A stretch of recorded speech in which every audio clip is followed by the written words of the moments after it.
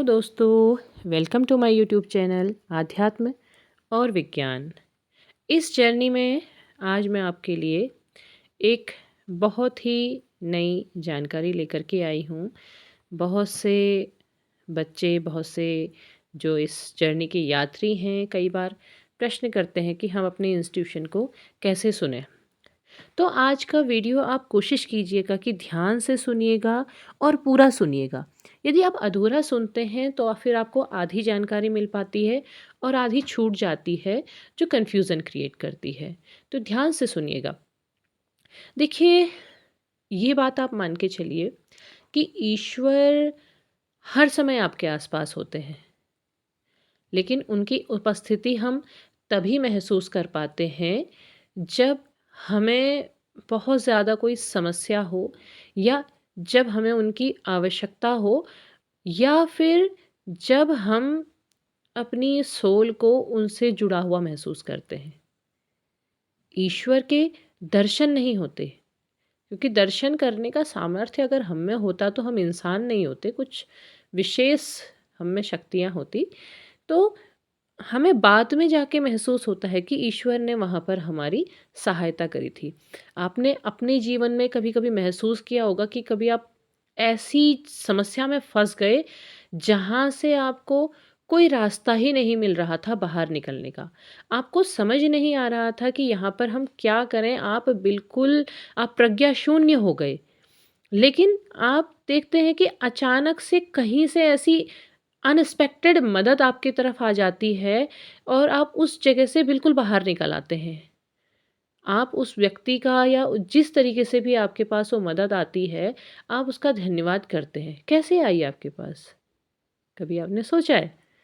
वो ईश्वर आपको उस परिस्थिति से बाहर निकालने के लिए किसी का माध्यम बन के आ जाते हैं। तो यही होता है, ईश्वर हमारे आस-पास होते हैं और अब हम उसको महसूस नहीं कर पाते हैं हमारी आत्मा के रूप में। हमारी आत्मा के रूप में तो हमारे ही अंदर विद्यमान हैं और हम उनकी सुनते नहीं हैं। बहुत बार आपने गौर किया होगा कि कभी-कभी आप कहीं जाने को तैयार होते हैं, आपका मन दोहरे परिस्थितियों में आ जाता है। आपका मन चाहता है कि जाऊँ या ना जाऊँ? ये काम करूँ या ना करूँ? आप बड़े उलझन में रहते हैं। आप नहीं करना चाहते फिर भी आप करते हैं। फिर जब आप करते हैं तो जब आप, या आपने कहीं जाना था, आप नहीं जाना चाहते हैं और आप फिर चले जाते हैं। उसके बाद आप देखते हैं कि आप बहुत सारी परेशानियों का सामना कर रहे होते हैं। आपको लगता है कि इससे तो मैंने नहीं आना चाहिए था, मेरे मन में दुविधा तो हो रही थी। तो आपकी आत्मा आपको वो बताने का प्रयास पहले से ही कर रही होती है। लेकिन जो हमारी भौतिक बुद्धि होती है, वो उसको स्वीकार नहीं करती है। भौतिक बुद्धि कहती है कि नहीं, नहीं कर लेना चाहिए, ये काम करने में बुराई कुछ नहीं है। और इस प्रकार से आप उस दिन कुछ ना कुछ समस्या का सामना करते रहते हैं, क्योंकि आपकी सोल ने आपको पहले बता दिया था कि आप यहाँ मत जाइए या ये काम मत करिए। तो होता यही है कि हम कोशिश करें कि हम अपने इंस्टीट्यूशन को कैसे सुनें, हम अपनी आत्मा की आवाज़ को कैसे सुनें। तो उसके लिए होता यही है कि बिलीव इन योरसेल्फ, अपने आप में विश्वास कीजिए। अपने आप की को इसीलिए तो जो इस जर्नी में हैं वो उनको अपने ऊपर काम करने के लिए कहा जा रहा है। जैसे-जैसे वो काम करते चले जाएँगे, वैसे-वैसे उनकी सोल मजबूत होती चली जाएगी। वैसे-वैसे उनके जो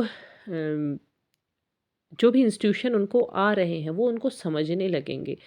आस-पास की चीज़ें उनसे क्या कह रही हैं, वो समझने लगेंगे।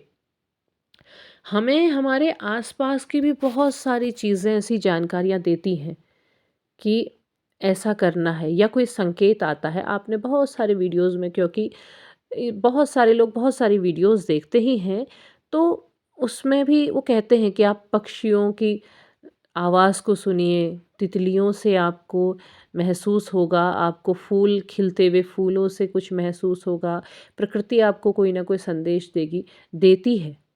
बस होता ये है कि हम उनको सुन या समझ नहीं पाते हैं।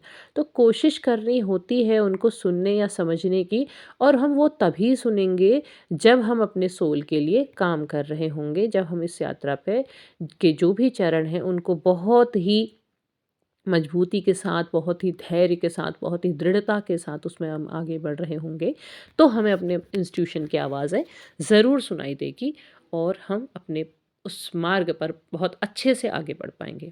तो उम्मीद है आपको मेरी ये बात समझ में आई होगी। समझ में आई तो प्लीज़ लाइक करें, शेयर करें, चैनल को सब्सक्राइब करना ना भूलें और अपने विचार मेरे साथ साझा करते रहें। धन्यवाद।